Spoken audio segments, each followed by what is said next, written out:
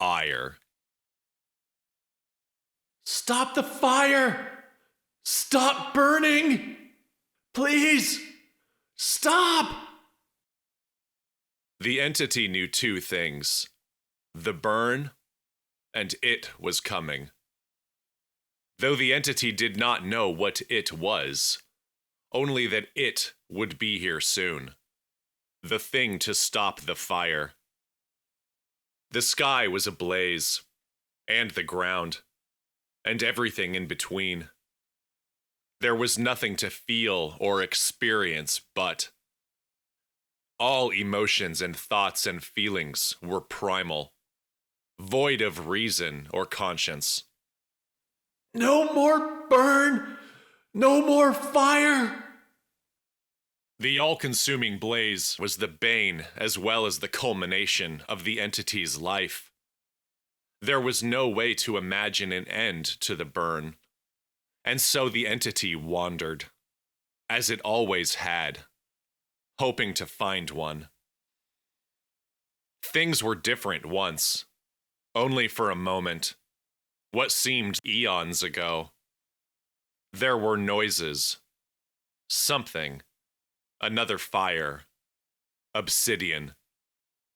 But the entity's fire, the red fire, burned far hotter than the obsidian. The red fire consumed the black and the bright stones and sent them away. The entity was proud, despite hating its own red fire. Step, Step, step.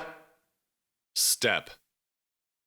The entity slammed the Thing, below it onto the other thing. below it. It did not know the ground or its feet. Words and names were meaningless, but it didn't stop the need to move. Moving was all it could do to help ease the burn, even if only in the mind. The face returned. Her face. The woman. The haunting visage. It always returned. Why her? Keep moving. Do I know her? Move. Who is she? Step, Step. step. Step. This time the entity did not want to let it go, and forced its thoughts away from the fire, to the plaguing notion of the mystery woman. Who was she? A flare was lobbed high, as though triggered by the thought. It pressed on the entity, and found a way to further the burn, brighter, as it had every time the entity tried, punished for seeking the truth. The entity backed off, as it always had, forcing itself to forget her, to forget the face, to keep moving. Step, Step. The entity continued up an incline. always higher. Maybe to end the burn. Maybe to some way out. The pace of the climb was slowed by neither boulder, nor tree, nor rock face. Whole mountainsides dissipated, step by step. The face, the woman, No! she screamed. The entity could hear it now, as clear as the fire. It was excruciating. Why was she screaming? The thoughts bellowed, proclaiming there was a reason for the face. There has to be. As the ground below narrowed to a singular path, the entity stepped higher, observing a fall ahead. Flames rolled over the cliff edge like a fluid river, spreading the fire throughout the valley. The path ended on a precipice. No more ground. No more steps. No more distraction. The journey was over. This is where it will arrive. It must be. How could it not be? Soon, the entity hoped. The burn settled itself further, which was fine. Existence could not get worse. The entity simply wanted it to Hurry! Now! If there was anything it could do to speed up the process, the entity would have. On the cliff edge, awaiting release, the woman returned to its thoughts. She was reappearing for a reason. She had to be. The entity wanted to know why before it arrived. As it pondered the woman, who she was, and what she meant, something happened to the entity that it never expected. A voice broke through the torrent. It was faint, a whisper lost on the crashing wildfire shore. It shouted, "Alex!" Alex? The name echoed in the entity's mind. Turning to see a shape through the fire, its head tilted. The entity wondered if this was truly it. No. It is within. The approaching figure was far too small to be of any consequence. Both its hands were held high as it marched forward, blocking their face from the burn. A procession of chilling cold. Why doesn't it burn? A man's voice screamed, "Stop this!" Stop? The entity didn't know the word. "I'm here. You're not alone. I'm right here," the man continued, vying to draw closer. The entity wondered why. All other things burned away when they came near. But the man remained. The red fire clashed with the gleaming, cold blue of the figure, unable to whisk it or him away. This neither angered nor pleased the entity, though it had become curious. "Don't worry! We can stop this!" the man shouted. "I know we can! Please, just calm down! You have to calm down!" The words were putting themselves together brick by brick. The entity found the notion of calm embedded in the shallow recesses of its psyche. But the momentous weight it brought was neither welcome nor characteristic of its supposed meaning. Calm? How could there be such a thing? The existence of such an expectation only made the entity angrier. The name Alex carried its own burden. Why does the man continue to say it? Is he addressing me? Was he the one with the black fire? Was Alex the one like clay, who melted in my hands? The man in blue was close, the closest thing the entity had seen since the obsidian fire, however long ago that was. "Shut it down!" He was shouting, fighting for a cause the entity knew nothing about. However, the voice was becoming familiar. Yes, he always called him Al. Al. Al. That's right. Never by his name. Alex was angered because of it. Alex. Yes. That anger helped fuel my birth. That was the moment the entity realized Alex and it were connected. What it didn't know was how. The man's face and words were forming pieces, collections of images. The entity remembered more and grew irate. This fed the fire. The fire expelled itself further, shoving the cobalt blue stranger backward. Clutching the ground, pulling himself along, the man roared. "It was my fault you lost Melissa. I should have listened to you. We shouldn't have waited." Melissa? A wave slammed into the entity's mind, sobering it. The woman's face was clearer than ever. Stop! Why does this hurt? The fire was more than enough pain. "Don't let this happen! You're stronger than this!" the man bellowed. Why is this happening? Who is she? What is he talking about? The entity did not want to be a part of this. The entity simply wanted it to arrive.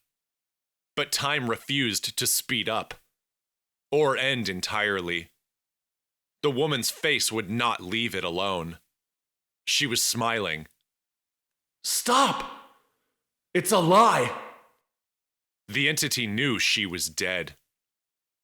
They killed her. "If you're in there, I'm sorry, Alex. I'm so sorry," the man continued. Why is he apologizing? Did he kill her? No. He wanted to help. Didn't he? Focusing on the image, the woman's face, the entity saw a house appear through a fog. The home on a desert avenue was beautiful and a mystery.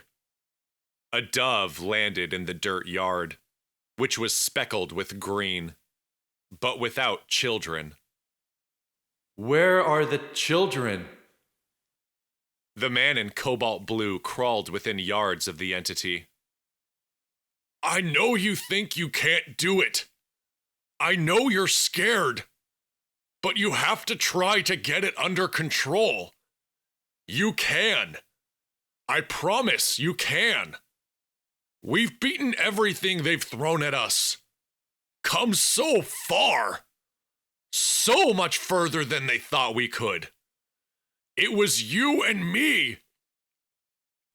You and me?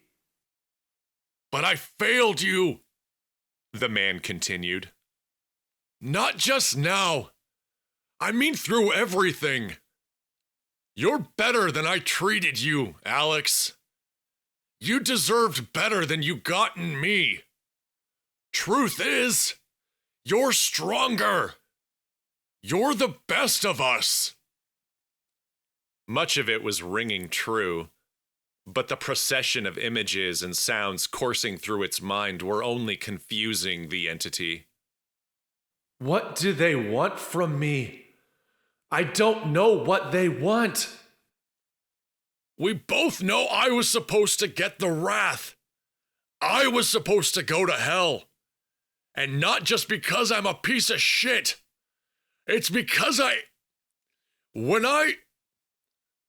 The man stammered, and the entity did not want to hear any more. The words were beginning to hurt, to choke the entity, sending it into an incensed rage. Hell? Yes. It remembered the notion of hell and lashed out accordingly, releasing a store of heat. No more! Stop! When the entity looked back, the man was gone. Good. The wait could resume. The entity tried again to bring about it, but the words and faces would not leave. They would not relent. They wanted its attention. Why? No matter. The fire was growing. Soon, the burn will end. "Alex!" The man's voice reappeared, approaching in the distance. How can it be? The entity turned to find the man in cobalt blue armor was back, crawling inch by inch. Why won't he go away from the fire? Why won't he leave me alone? The man clasped a rock protrusion several yards out and fought to rise. I told you, I'm not going anywhere. I'm taking you home. The new words were confusing. Home? It sounded free of the burn. Joseph is gone. Chloe is gone.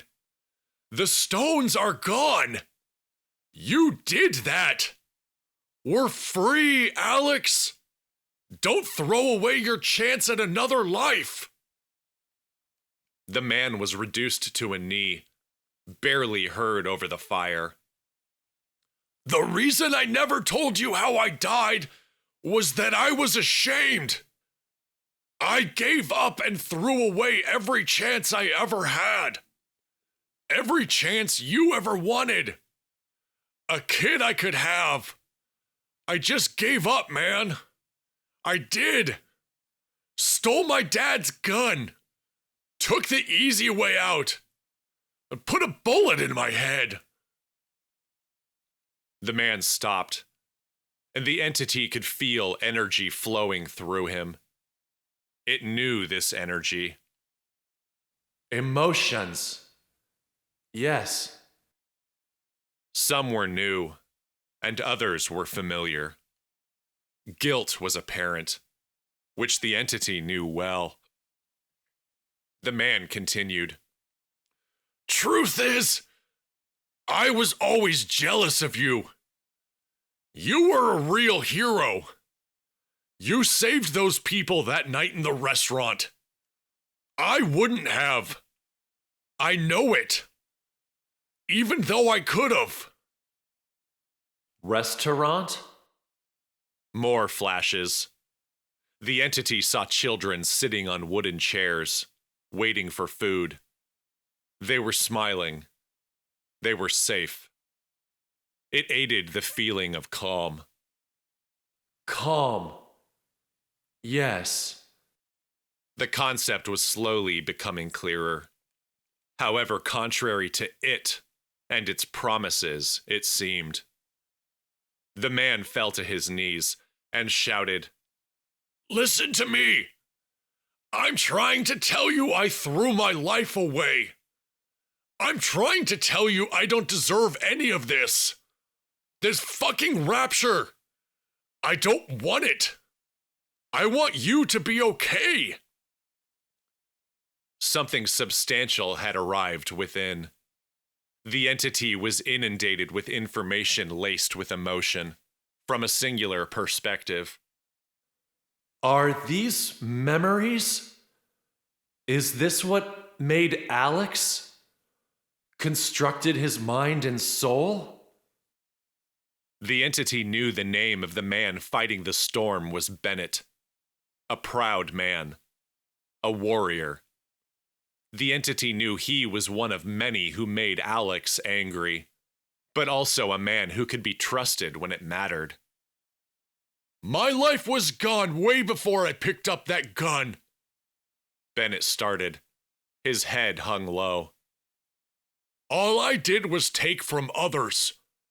All I did was hurt them to prop myself up. You're the only one who ever did the right thing. You're the only one who did what a man should. That's why it had to be you. A good person who endured hell. Because I'm not as strong as you. Don't let yourself fall like I did. Like everyone does. Don't become another shit human. Be better. You are. Bennett thrashed, as though fighting off the endless fire. Whatever strength he possessed could not stop the inevitable. He dropped to his stomach and screamed, suddenly reaching out, as though lost, or as though they might touch. Gerald? He called.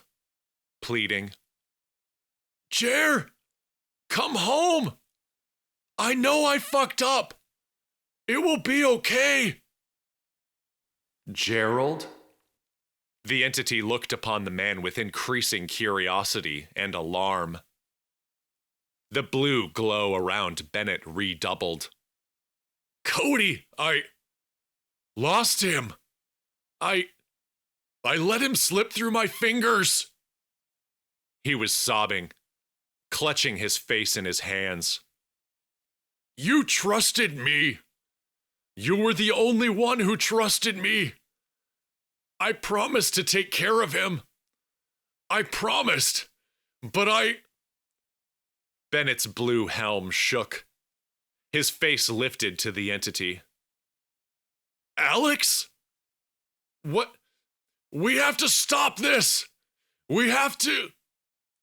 His fight faded as he laid his arms at his side, allowing the flames to engulf him. Once again, he'd called the entity Alex, and it began to wonder if Bennett wasn't mistaken. He was clearly losing his mind, but also unyielding. What if he's not wrong? Bennett slumped over, speaking softly, his voice nearly consumed by the fire. Never told you about my brother, did I? Only other good man I know. Killed in action trying to stop a slaughter. But instead of taking my nephew, instead of doing the right thing, I did what I swore to him I never would. I joined up. I ran. Tried to get killed and buried right beside him. They took his son because I failed. But I'm not failing you. Not this time. I'm staying. Not because I'm your friend. I'm not. And we don't have to be. If you want, I could be your brother. We could be each other's family. You're all I have. And if you let go of the anger, I'll catch you. I promise. Just stop this. Bennett's eyes were closing slowly, seconds from shutting and sending him to nothingness. Do it. I know you can. Not for me. Not for you. For her. Don't forget. She's still out there. Your daughter. His voice trailed off. He lay silent on the ground. The entity kept its gaze on Bennett. Daughter? There was something special in that word. Something important. What was Bennett trying to say? A name appeared in the entity's mind, as though whispered in its ear. Patty. Of course. It's perfect. There was a flare of white as the entity looked at its hands, seeing the hands of a man. I am Alex. Alex James Barker. Another flare launched into the void. This is the wrath. His eyes fell on the fading blue shape below. Bennett. Rapture. Brother. A third flare of white rose free of his chest, a column of light and power soaring miles into the sky. His head swung from side to side in a furious arc. A scream rose from his now charred and scaled throat, releasing the pain and anguish of the burn and the fire. The teacher's body was stretched and lifted by his chest as the red typhoon swept into the sky and spread throughout the darkness. With a deafening crack, the fire burst and extinguished itself. Ash waves rolled without exhaust. The sound of searing flesh was dominant over all others, as dark patches of charred husk appeared over every inch of his body. Alex was aware there was pain, but was unable to experience any form of sensation as he slowly came back to Earth. The only thing in his mind was her face. Melissa. God, honey, I'm so sorry. This can't be real. Please, I need you to come back. Please. But he knew it would never be. The first memory to return was the moment he'd lost himself, the moment she'd died. It was also the moment which had brought him back. The mountain crumbled and shook and did its worst, and soon the ridge lay in silence. The valley below was pitched into stark blackness in the absence of the towering wrath, almost too dark to be real, allowing Alex to find a wisp of steam playing off his breath. He came upon a crumbled pile on the ground a few feet away, no longer glowing with a cobalt blue haze, surrounded by shattered stones. Closing his eyes, Alex found his partner's Eve. He was alive, if barely. Alex knelt next to Bennett and placed a hand on his chest, searing the flesh. He pulled away. Sitting with Bennett, gazing at the horizon for all it was worth, witnessing a new day's blue sky fold over the earth, Alex felt calm. He took a deep breath. Others would be arriving soon. Help. He sensed as much with his newly acquired sight, something that would take some getting used to.